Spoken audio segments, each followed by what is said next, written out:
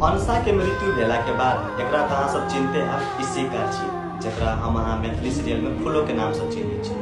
तो ई घटना के विषय में केना भेले, की कारण से भेले, तै के विषय में दुई शब्द बोले ला चाहे छे। तो आओ एक वीडियो सबसे पहले पूरा देख लै छी।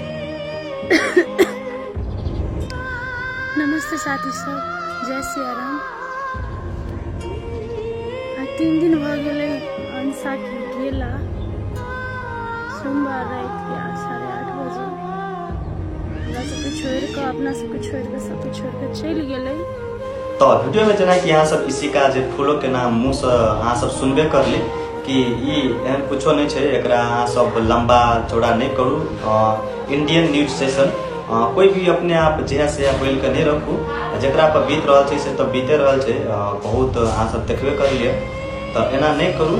और कहने से कि पोस्टमार्टम की रिपोर्ट आते तो सार्वजनिक करबे करते अपना ही सब यूट्यूब चैनल पर।